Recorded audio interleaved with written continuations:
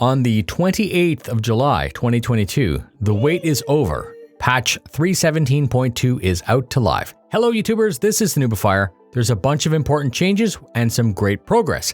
I normally don't like to publish these videos titled what I feel are the best features of patch whatever videos because inevitably what we may think is coming up may be delayed and that just ends in disappointment rather than positives. But I don't have any trouble breaking down all of these exciting features once I'm 100% sure that they're releasing. And of course, that's today. Let me break this down for you. Let's begin.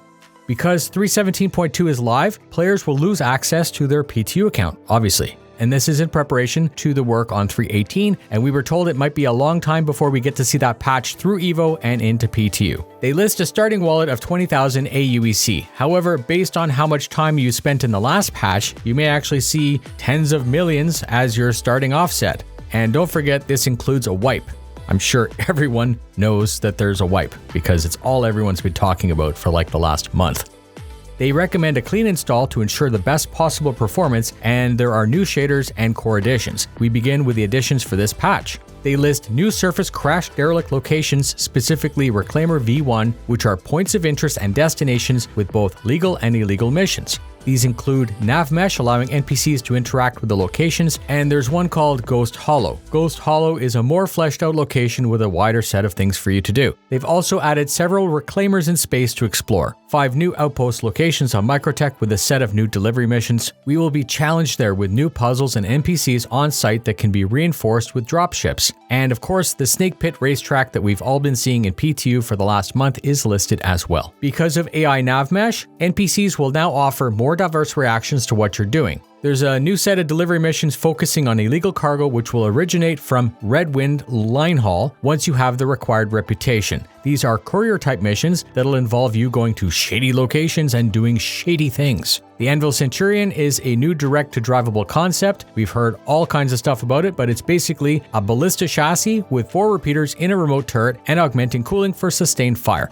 It's $90 with LTI Warbond, and it can be used as a fat LTI token for future purchases. Many of the members on the noobifier Discord have mentioned that they want to get 2 of them to deploy with a Hercules for protection when it's landed, which is a really cool idea. Join the Discord for free with the link in the description, join the conversation, and keep up to date. There's a new Grey Cat backpack and a new heavy armor set. As far as gameplay features are concerned, they've fleshed out rest stops further to include updated hangars. They've beefed up 8 of these rest stops to include better medical, shopping, and other improvements. Grimhex has improved medical services as well. NPC characters have a wider set of facial features for when they're spawned in, so there will be less chance of seeing twins when you're out on a mission. Improvements to combat beacons are going to increase the variety, and there's a tiered level between 1 to 10 to tell you how hard the mission is so you can plan before taking it. Level 1 will obviously be low challenge and low payout, but level 10 might need the help of more friends. They've changed how you can purchase items with a bulk buy option. Quick buy will also be offered as an option, and there are other quality of life buffs to the UI.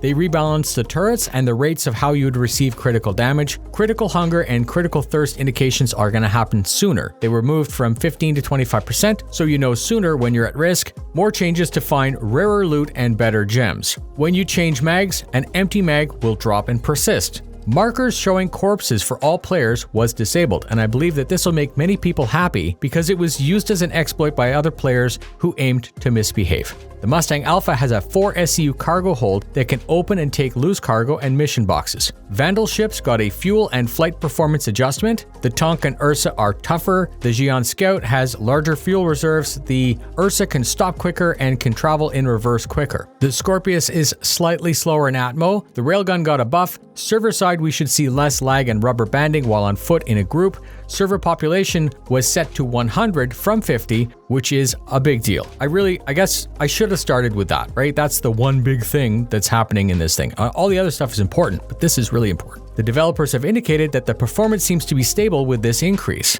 They continue to work on Gen 12, so we might notice some graphical improvements here and there. There was a huge list of bug fixes to include fewer clip-through issues and other stuff like that. I'm going to link the original if you'd like to look at it specifically, but this is like over 200 line items, and I cannot address this in detail in this format without wrecking the video. And they also listed a very large list of known issues, and that link also includes that. These are your regular quirky problems that we all experience when enjoying our alpha, and that's it.